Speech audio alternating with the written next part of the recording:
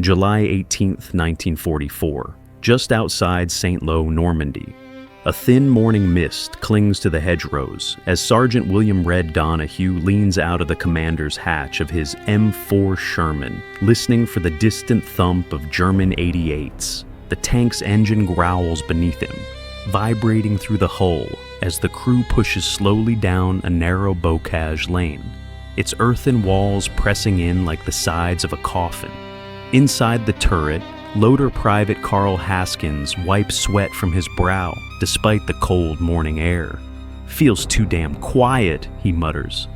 Gunner Corporal Eddie Russo adjusts his periscope, eyes scanning the dense greenery ahead. Every leaf, every shadow could hide a Panzerfaust team. The hedgerow country is a maze close, suffocating and deadly. A place where tanks vanish into blind corners and ambushes spring to life without warning.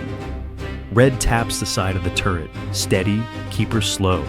If there's a gun up ahead, I want it firing at the dirt, not our glacis." Driver Tommy Keenan shifts into a lower gear, the Sherman crawling forward. The tension thickens as they near a break in the hedgerow. Sunlight cuts through the gape sliver of brightness that feels far too exposed. Then it happens. A flash white, violent erupts from the right. The world detonates with the crack of an 88mm shell. The blast slams into the Sherman's front plate, rocking the tank backward. Inside, Haskins is thrown against the hull, ears ringing. Russo shouts, "Hit!" Front quarter before a second round smashes through the side of the turret like a hammer through glass. Fire sprays across the interior. Russo screams for a second, then falls silent. Keenan curses, trying to steer them back into cover. But the transmission grinds uselessly. Something vital has snapped. Red yells, "Bail out, go, go, go." The hatch swings open, smoke pouring into the morning air. The surviving crew spills out into the ditch, dragging Russo's limp body behind them. Machine gun fire whips overhead as German infantry open up from concealed positions. In the chaos, Red risks one last look at his tank. The Sherman sits still in the lane, its front plate scorched, its turret split by the penetrating hit. Flames lick from the engine deck. To him, and to the Germans watching from the hedgerows, the tank is dead. A ruined hulk. Another shattered machine left behind in the grinding attrition of the bocage. Red spits dirt from his mouth. Damn shame. She was a good one. Behind enemy lines, Oberleutnant Franz Keller peers through his field glasses. He watches the Americans flee and allows himself a thin smile. "One Sherman less," he says to his sergeant. "They throw them at us like firewood." He doesn't know that the Americans aren't done with that tank. Not even close. For now, all either side sees is a burning wreck, a symbol of the brutal exchange that defines Normandy. Hard-fought ground traded one hedgerow at a time, with the machines and men paying the price every hour. But something extraordinary is about to happen, something that will leave Keller and many other German commanders questioning everything they believe about the enemy's strength, speed, and resilience. And it begins with the quiet rumble of engines approaching the battlefield, but not to fight. July 18th, 1944. 2 hours after Red Sherman is knocked out. The guns have fallen mostly silent along the lane outside St. Lo, replaced by the buzzing of flies and the crackle of a smoldering engine block. The battlefield smells of burnt rubber and churned mud. What the Germans think is the end of the story is only the beginning for the Americans.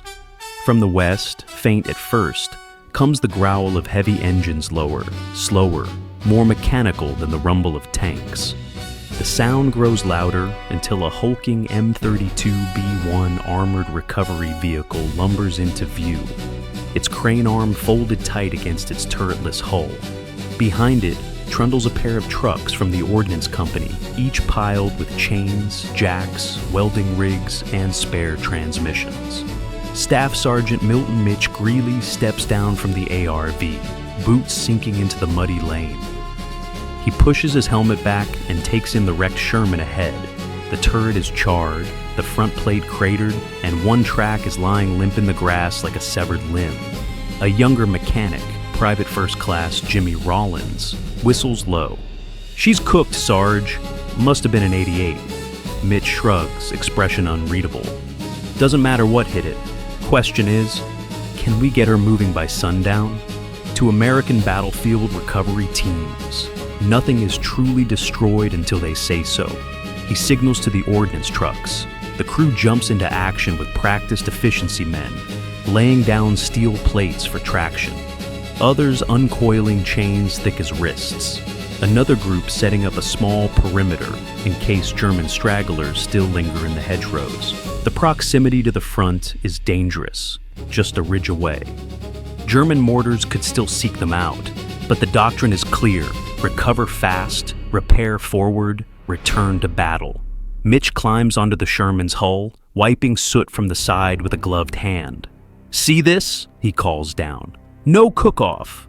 Fire didn't reach the fuel. He taps the cracked turret ring. Turret's jammed, but the breech looks intact. "We can swap the ring." Rollins frowns. "Swap a turret ring here, in the lane?"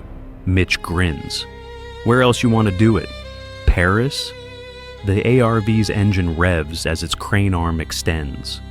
The crew secures the Sherman with chains, careful not to disturb any unexploded ordnance buried in the mud. A welder sparks to life, orange and blue light flickering inside the scorched turret. Two men ease under the chassis to assess the drivetrain, crawling through mud dark with oil and ash. Behind a hedgerow, scattered German infantry listen to the clanking metal and unfamiliar mechanical sounds. One corporal wipes sweat from his brow. "Are they? Repairing it?" "Impossible," another mutters. "That machine is dead." Yet the Americans keep working. A replacement track is hammered into place. The broken bogie wheel is removed and a spare bolted on. The damaged section of the turret ring is cut free and replaced with a salvage part from a wreck they dragged with them on of many cannibalized Shermans, kept for this exact purpose. Hours earlier, this tank was a burning coffin. Now it's starting to look like a fighting machine again. Mitch steps back, admiring the progress. "Get that engine swapped. If we hustle, Donahue's boys can be rolling by morning." "Thought the crew bought it," Rollins says. "3 made it, they'll want her back." Mitch lights a cigarette. "You lose a tank, fine. Lose a crew, that's real damage. Let's make sure these boys have something to come back to." Above them, the sky begins to darken. Thunder rumbles in the distance. Maybe a storm, maybe artillery. In this place, it's hard to tell. Still, the men don't stop. Lightning strikes somewhere beyond the tree line, illuminating the ARV and the half-disassembled Sherman in a stark white flash. The scene looks less like a battlefield and more like a factory floor carved into the Meudon industrial miracle happening within rifle range of enemy lines. This is what the Germans never prepared for, an army whose strength isn't just in its tanks, but in its ability to resurrect them. And the resurrection is only halfway done. July 19th, 1944. Dawn breaks over a field repair depot west of St. Lo. The early light creeps across rows of Sherman hulls, half-assembled engines, and crates of spare bogie wheels. The air vibrates with the clang of hammers, the hiss of welding torches, and the rhythmic thumping of portable compressors. It feels less like the front line and more like a Detroit factory somehow transplanted into the muddy heart of Normandy. Mitch's recovery team rolls Red Donahue's Sherman into the depot just as the sun crests the horizon. The tank's turret is still scorched, its interior blackened, but it moves under its own weight now, dragged and pushed by the ARV through the night. The machine looks like a wreck, but in this place, wrecks are merely unfinished jobs. Chief Ordnance Officer Captain Leonard Marks steps out from behind a stack of transmissions, clipboard in hand. He's a tall man with perpetually oil-stained sleeves and a cigarette that always seems on the edge of going out. "Greeley," he says, "this the one that ate an 88 yesterday?" "Yes, sir," Mitch replies. "Turret rings replaced. Engine's a loss." We'll need to pull one from stock. Marks nods. Put her on Bay 3. I want her breathing by lunch. Bay 3 is already alive with movement. Mechanics swivel cranes, remove armored plates, and wheel in carts full of tools. The tank is positioned under a canvas canopy, the closest thing to shelter the depot offers. Rainwater drips from the edges as the men get to work. Private Rollins climbs onto the hull and begins disconnecting the ruined engine. "Look at this," he mutters, pulling away a panel. The whole block's cracked clean through. Must have been the shock from the side hit. "That's why we have 10 spares, Mitch says. "Move it." The old engine is hoisted up and away, swinging like a massive iron heart being lifted from a patient. Below, another team is already prepping the compartments, scrubbing out grime, clearing debris, replacing wiring. The fresh replacement engine waits nearby, still smelling of preservative grease. Inside the turret, another group is at work. The breech is intact, but the turret interior is coated in ash. The flame from the penetration melted wiring and warped a few control surfaces. But a turret swap isn't needed, just hours of sweat and skill. Corporal Rivera, a welder with hands like stone, sparks his torch to life. He leans in close to the Sherman's armor, patching a jagged tear where the 88mm round ruptured the side. Molten metal drips into a bucket with a hiss. "She'll hold," he says confidently. "Armor's got good bones." Out in the open yard, a group of mechanics cannibalize another Sherman hull owned beyond saving. They strip radios, periscopes, spare tools, and internal fittings. Every screw, every piece of steel, every removable inch is cataloged and prepared for reuse. Nothing is wasted. Nothing is left behind. This is the heart of the American advantage, an industrial mindset brought directly onto the battlefield. While German commanders write off each destroyed tank as a final loss, American ordnance men see only damaged equipment waiting for restoration. By mid-morning, the new engine is lowered into place. Bolt by bolt, hose by hose, the Sherman is reassembled. Sparks fly, wrenches turn, curses echo across the yard. A radio technician replaces burned wiring and tests the set static crackles. Then a faint voice comes through. "Good enough." By noon, the depot gathers for a test. "Fire her up," Marks orders. Rollins and Keenan climb onto the hull. Rollins primes the engine. Keenan hits the starter. For a moment, the machine wheezes like a dying animal, then coughs into life. Clouds of black smoke belch from the exhaust. Slowly thinning as the engine settles into a steady rumble. Mitch smiles around the cigarette in his mouth. "She's alive." Marks taps his clipboard. "Good. Have her ready for crew inspection this afternoon. If they want her back, she rolls at dusk." All around them, the depot continues its relentless work returning, tank after tank, to the fight. But this one, the Sherman that Red and his crew abandoned in smoke and fire, this one carries a special weight. Because tonight, German commanders will look across the battlefield and see a ghost coming back for them. July 19th, 1944, late afternoon. The rain has stopped, leaving the earth damp and the air heavy with the smell of oil and wet soil. A line of Shermans idles near the edge of the repair yard, their engines thumping steadily like a squadron of mechanical beasts ready to hunt. Among them sits Red Donahue's tanket's scorched paint scrubbed clean, fresh welds gleaming silver against olive drab. Red approaches slowly, his helmet tucked under his arm. Keenan and Haskins follow behind him, each carrying the heavy silence of men who believe this machine was gone forever. Russo's absence lingers like a missing limb, his death folded into every step they take toward the resurrected tank. Mitch Greeley waves them over. "She's yours again, boys." Red circles the tank, eyes narrowing with disbelief.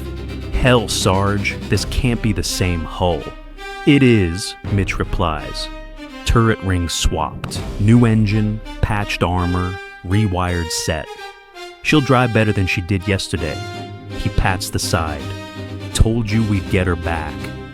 Keenan runs a palm along the glacis plate, brushing over the welded scar where the 88mm struck.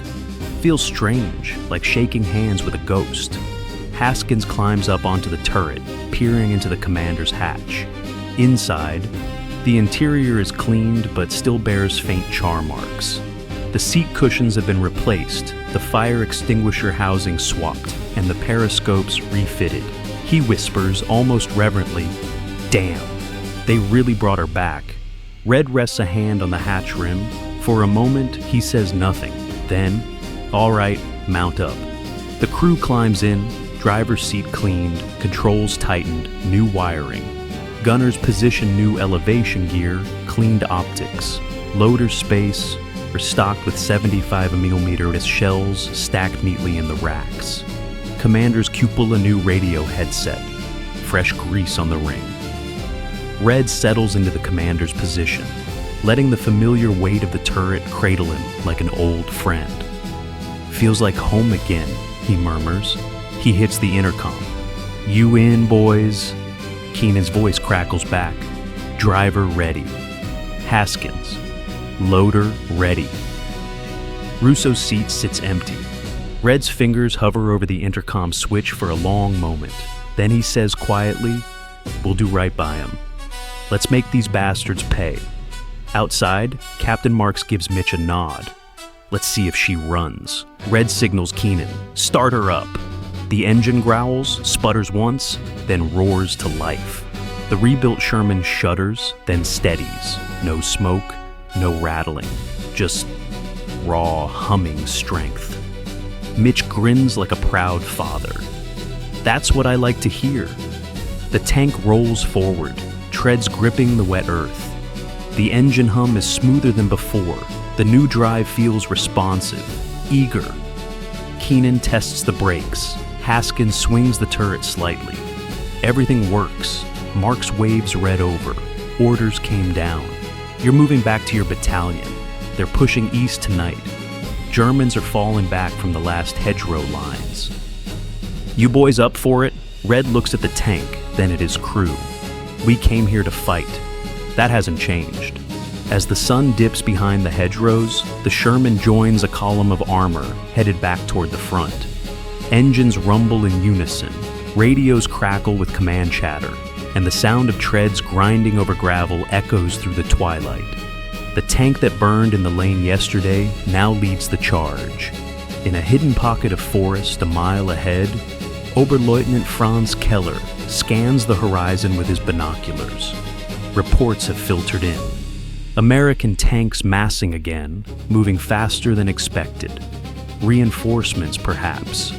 More fresh machines shipped in. But as the fading light glints off the armor of one approaching Sherman, Keller's eyes widen. On its turret, he sees a distinctive patch mark a jagged weld where his gun crew struck it. The same tank, the same destroyed machine. Impossible. He lowers the glasses, breath shallow. "They repaired it," he whispers, "in one day." Around him, his sergeant stares. "Sir, how?" "That tank was shattered."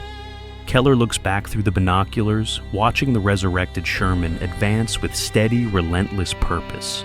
The realization hits him like a shell to the chest. If the Americans can bring dead machines back to life overnight, then no battlefield victory against their armor is ever truly a victory. July 19th, 1944. Dusk settles over the outskirts of St. Lo. The fading light paints the shattered hedgerows in shades of orange and ash. Smoke drifts lazily from burned-out farmhouses, and the distant rumble of American armor rolls like thunder across the valley. To the German defenders, the sound is as ominous as it is familiar. Sherman's advancing once more. But tonight, Oberleutnant Franz Keller listens with a different kind of dread. He crouches behind a cluster of apple trees, binoculars pressed to his face. Through the branches, he watches the American column creep forward, treads crushing fallen branches and churned mud. Machine gunners scan the hedgerows.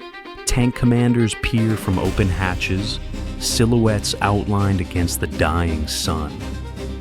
"Another formation," mutters Feldwebel Gerhardt at his side.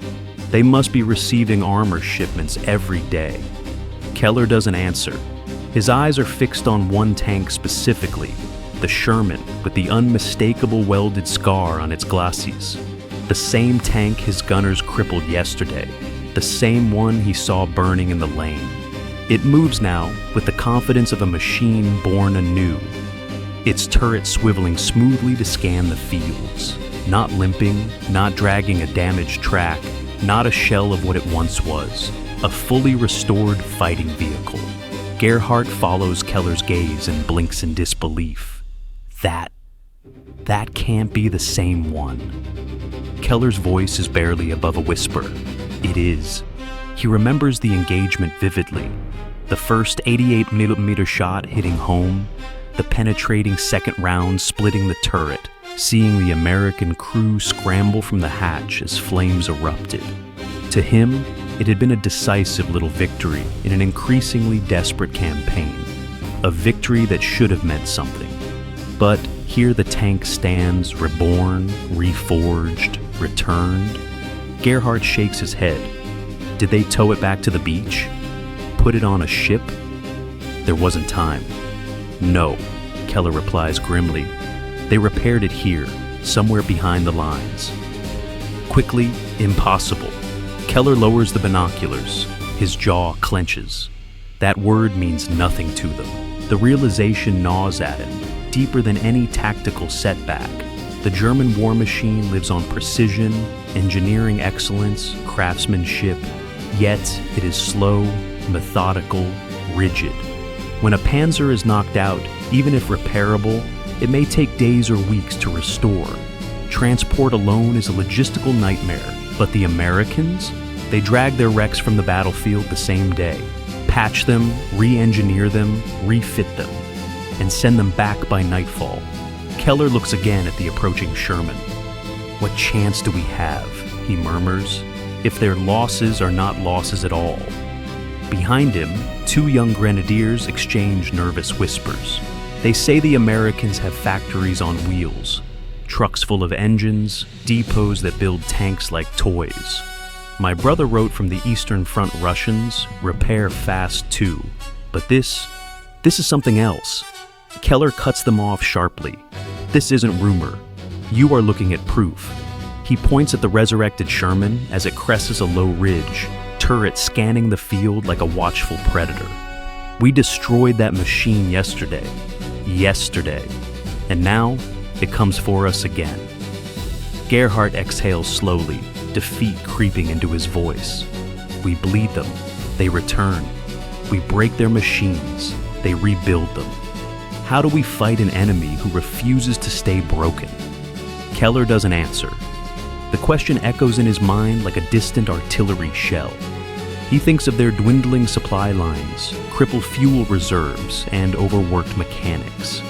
He thinks of orders from high command insisting that the Atlantic Wall will hold, that Normandy is containable, that German engineering superiority will triumph. But watching that resurrected tank advance, Keller knows the truth. Germany's tactical skill is being devoured by America's industrial power. Every destroyed Sherman is merely the beginning of another confrontation. Every victory the Germans celebrate is erased within hours, and the psychological blow is as crushing as the mechanical one. Behind him, the sergeant finally speaks. "Sir, if they fix them this fast, we're fighting an enemy with endless armor." Keller closes his eyes briefly, as though absorbing the full weight of the war in a single breath. "No, Gerhardt," he says softly, "not endless." He looks again at the repaired Sherman, rolling toward the front with renewed purpose. Just faster than we can ever hope to stop. The first American shells land somewhere to the east, shaking the earth beneath their boots. The attack is beginning again, an attack strengthened by machines the Germans already counted as destroyed. The war has become more than battles, Keller realizes. It has become a race Germany is no longer equipped to win. July 20th, 1944. Dawn over the Normandy countryside. The sky is a dull gray smear over fields pockmarked by shell craters and burnt hedgerows.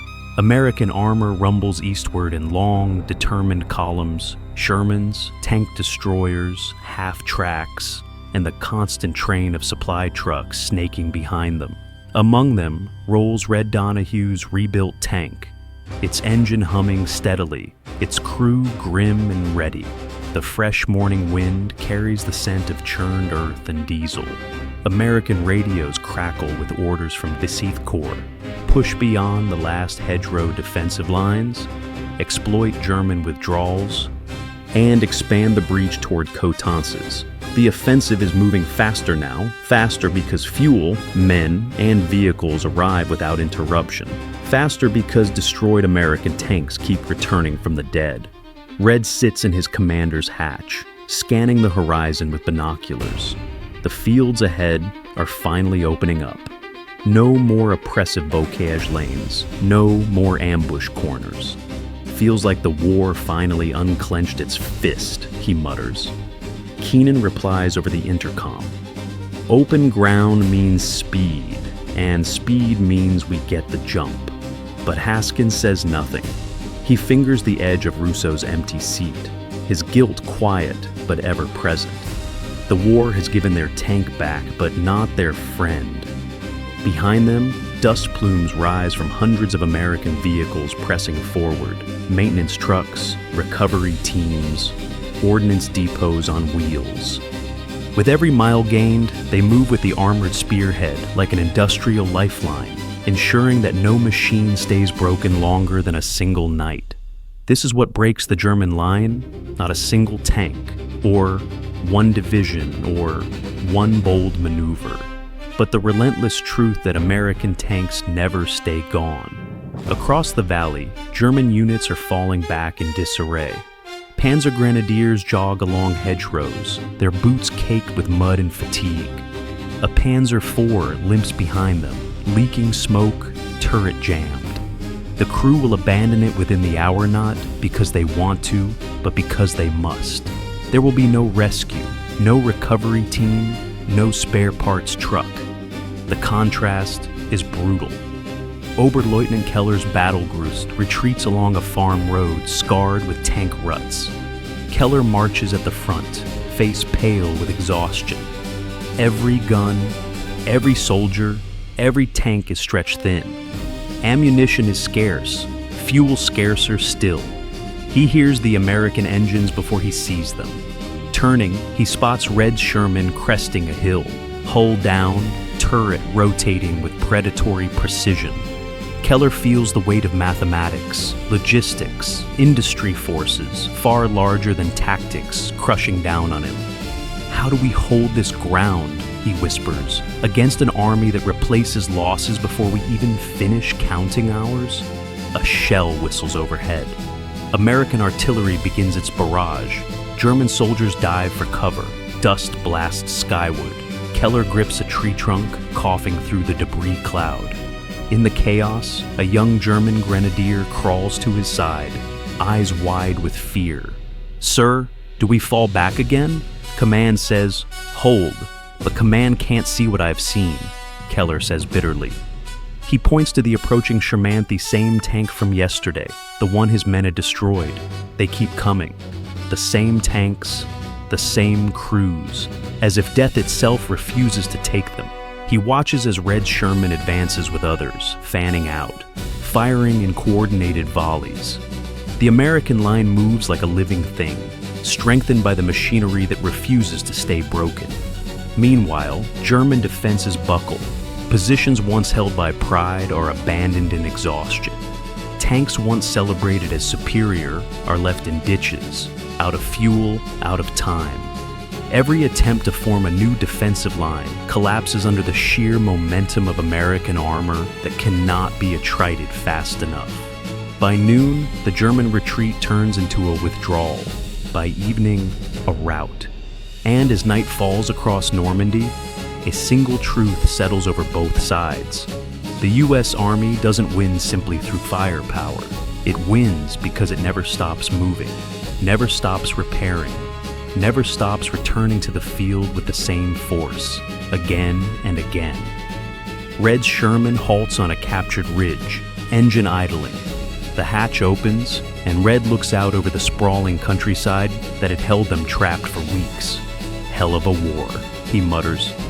But behind him, Mitch Greeley's recovery crew is already moving forward, searching for more knocked-out tanks to salvage. Because by tomorrow morning, every Sherman worth saving will be back in the fight. And for the first time since the landings, German commanders begin to understand what they're truly facing. Not just an enemy army, but an unstoppable logistical machine.